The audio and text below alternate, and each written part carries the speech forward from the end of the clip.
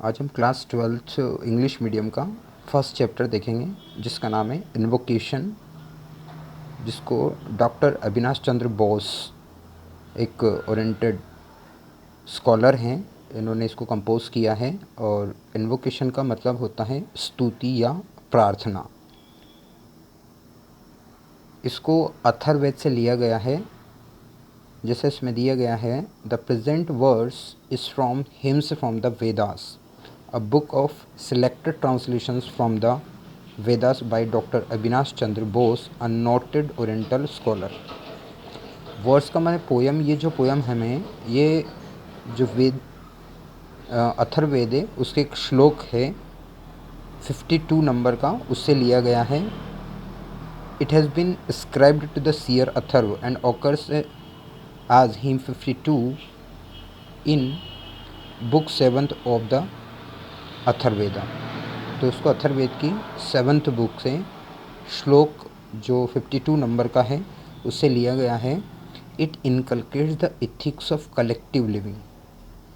और ये पोयम हमें सामूहिक रूप से रहना सिखाती है through mutual love and understanding, और हम लोगों में आपसी प्रेम और समझ हो। Rendered in the style of an invocation, और ये पोयम एक प्रार्थना के रूप में है। और पोएट हमें एक मैसेज इसमें देना चाहते हैं। It wants this sense of unity to pervade, मतलब इसमें एक एकता का भाव है जो वो फैलाना चाहते हैं, not only among one's own people.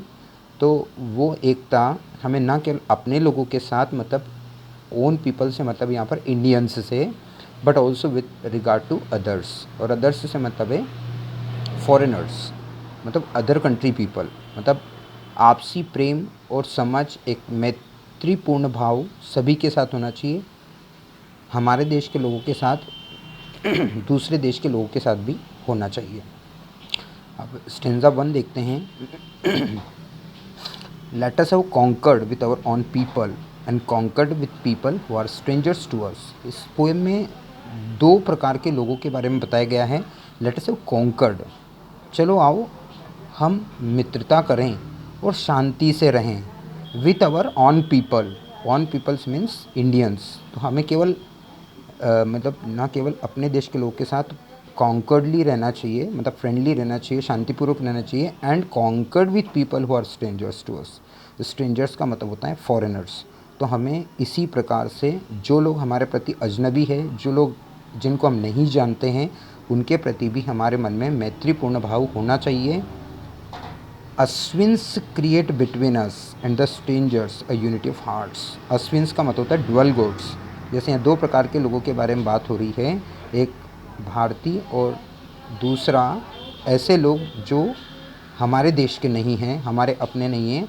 हमें अ यूनिटी ऑफ हार्ट्स, हम सबके हृदय में एक एकता का भाव होना चाहिए और हम सभी को मिलकर शांतिपूर्वक यहाँ रहना चाहिए। सेकंड स्टेंजा है, may we unite in our minds, कि काश हम लोग अपने माइंड में, मतलब हमारे दिमाग में जो ओपिनियंस आते हैं, यूनाइट इन पर्पजेस, और हमारे जो उद्देश्य हैं उसमें हम यूनाइट हो जाए, मतलब एक जैसा हो जाए हम। मतलब आपस में लोगों में किसी प्रकार का छल कपट, द्वेष भाव, युद्ध, इस प्रकार की भावना हमारे मन में नहीं आना चाहिए। And not fight against the divine spirit within us. हमारे अंदर की ईश्वरीय आत्मा निवास करती है, हमें उसके खिलाफ नहीं लड़ना चाहिए। मतलब हमारे मन में किसी के प्रति भी गलत भावना नहीं आना चाहिए। Let not the battle cry rise in इस मैनी स्लेन। अब हमें और युद्ध नहीं करना है, क्योंकि युद्ध में पहले बहुत सारे कत्ल हो चुके हैं, बहुत सारे लोगों की जान जा चुकी है, बहुत सारे लोग मर चुके हैं। Nor the arrows of the war god fall with the break of the day. और ना ही हमें, जैसे पहले के समय में सनराइज़ और सनसेट के बीच में युद्ध होता था, तो अब वो हमें नहीं चाहिए। हमें किसी प्रकार के युद्ध नहीं लड़ना है। और कुल मिलाकर इस पोएम में मैसेज दिया गया है कि हमें सभी लोगों के साथ भाव प्रेम पूर्वक रहना चाहिए। जैसे हम अपने परिवार के साथ में रहते हैं, साथ ही में हमें पड़ोसी के साथ भी अच्छे से रहना चाहिए।